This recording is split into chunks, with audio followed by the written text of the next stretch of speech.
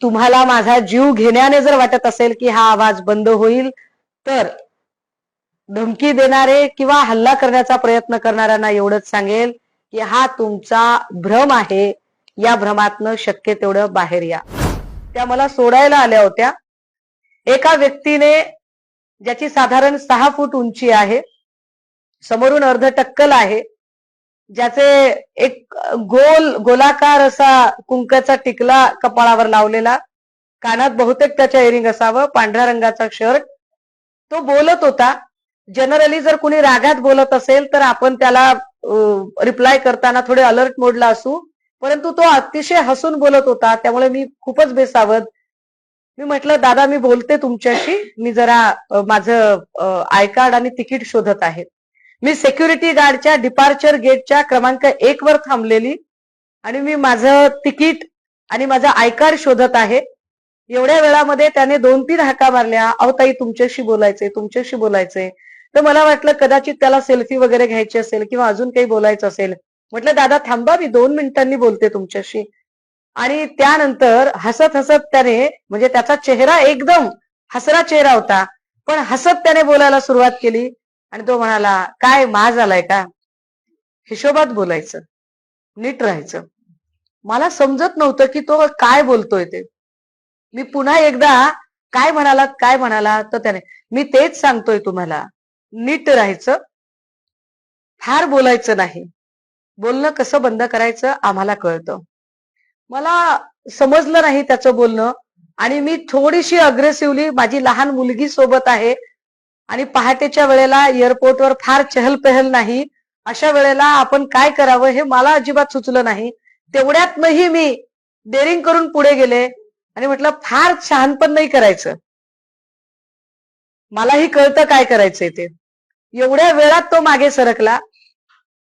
एअरपोर्टच्या gate क्रमांक 1 चे जे सिक्युरिटी गार्ड होते, जे आपलं साधारणतः बोर्डिंग पास वगैरे चेक करतात आणि आपला आय कार्ड चेक करतात, त्यातला एक जण म्हणाला, ताई कोई लुक्का होगा, आप पीछे हटिये. नाही नाही दादा, देखना होगा. एवढं म्हणतानाच तो गाडीमध्ये बसला. पांढऱ्या रंगाच्या इनोवा. बघता बघता ती इनोवा स्टार्ट झाली. जय श्रीरामचा त्याने घोषणा दिली.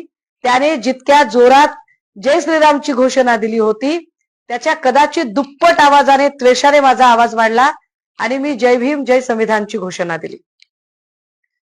हे सगळं इतक्या वेगात घडलं, याच्यावर आपण लिहावं की लिहू नये असं मला खूपदा वाटून गेलं.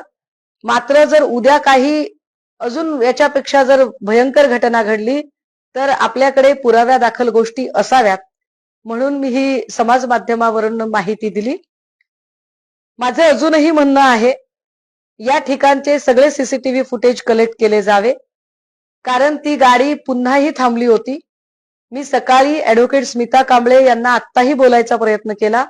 स्मिता कांबळे म्हणाल्या, ती गाडी थांबली, ती थोडीशी पुढे जाऊन परत गेटवर थांबली होती. जशी स्मिता कांबळेंची गाडी तिथपर्यंत पोहोचली, त्यांनी स्मिता कांबळेकडे बघितलं. त्या माणसाच्या सोबतची 2 माणसं त्यांच्या गाडीजवळ गेली आणि ती म्हणाली की नहीं नहीं, आपका कुछ नहीं था, आपका कुछ नहीं था, हमको उसको देखना था. ही सरळ सरळ म्हणजे एक दमन यंत्रणा आणि हे दबाव तंत्राचं राजकारण आहे. मी गेली 15-20 वर्ष चळवळीत काम करते, त्यामुळे अशा दबाव तंत्राला मी अजिबात भीक घालत नाही. अशा दबाव तंत्राचा माझ्यावर कसलाही परिणाम होणार नाही. जर कुणाला असं वाटत असेल की या दबाव तंत्राने मी घाबरून जाईल किंवा जर कुणाचा असा समज असेल की अशा दबाव तंत्रामुळे मी माझं काम बंद करेल, तर असं होणार नाही. गेल्या 15 वर्षामध्ये मला कधी जिवंत जाळायचा प्रयत्न झालाय, कधी माझ्यावर विषप्रयोग झालाय, तर इंदोर मध्य प्रदेशमध्ये माझ्या गाडीवर हल्लेही झाले. त्यामुळे माझ्यावरचे हे जीवघेणे हल्ले याच्या आधीही 3 ते 4 वेळा झालेले आहेत. आता सुद्धा रात्रीच्या या प्रकाराने मी घाबरलीये का? तर अजिबात घाबरलेली नाही. माझ्यासोबत लहान मुलगी असल्यामुळे निश्चितपणे मी ते प्रकरण शांतपणे हाताळण्याचा प्रयत्न केला, परंतु कुठल्याही दबावाला मी कसलीही बळी पडणार नाही. मी माझी भूमिका सातत्याने मांडत राहीन. परभणीच्या जाळपोळ हिंसाचार प्रकरणामध्ये ठरवून माणसं घुसवली गेली. हे जाळपोळ आणि हिंसाचाराला मंत्रिमंडळ विस्ताराची पार्श्वभूमी आहे. मंत्रिमंडळ विस्तारामध्ये रत्नाकर गुट्टे, मेघना बोर्डीकर आणि अजून शिंदे, भाजप आणि दादा या लोकांचे निवडून आलेले आमदार, ज्यांना कदाचित पालकमंत्री पदासाठी एकमेकांवर कुरघोड्या करायच्या असतील, या सगळ्या लोकांनी एकमेकांवर कुरघोड्या करण्यासाठी परभणीत तणाव निर्माण केला, हा माझा स्पष्ट आरोप आहे. आणि त्या सगळ्या कुरघोड्यांमधनं परभणी अशांत झाली. परंतु या सगळ्यांमध्ये नाहक बळी हा चळवळीतल्या चांगल्या लोकांचा गेला.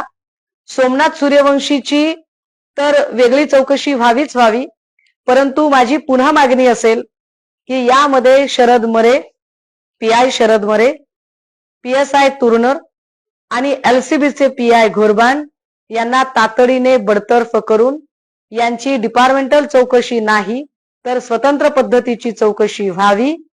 राहिला प्रश्न मला धमक्या देण्याचा, माझ्यावर दबाव आणण्याचा, माझा आवाज बंद करण्याचा, भलेही रात्रीचा प्रकार हा परभणीशी संबंधित असो किंवा मी RSS आणि भाजपच्या विरोधातली जी थेटपणाने भूमिका घेते त्या थेटपणे घेतलेल्या भूमिकेच्या संबंधाने असो, मी माझ्या भूमिका बदलणार नाही.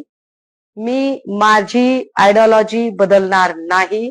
मी माझ्या म्हणण्यावर ठाम आहे आणि या सगळ्या दडपशाहीच्या, दमनशाहीच्या विरोधात, अगदी EVMच्या विरोधातला लढाही मी माझा चालू ठेवेल. मी पुन्हा एकदा एवढंच सांगेल की माझ्यासाठी पॉलिटिकली करेक्ट राहण्यापेक्षा सुद्धा सोशली करेक्ट राहणं अधिक महत्वाचं आहे. मी माझं सोशली करेक्ट राहणं आणि माझ्या तत्वांशी प्रामाणिक असणं अजिबात सोडणार नाही. बाकी तुम्हाला माझा जीव घेण्याने जर वाटत असेल की हा आवाज बंद होईल, तर धमकी देणारे किंवा हल्ला करण्याचा प्रयत्न करणाऱ्यांना एवढंच सांगेल की हा तुमचा भ्रम आहे. या भ्रमातनं शक्य तेवढं बाहेर या.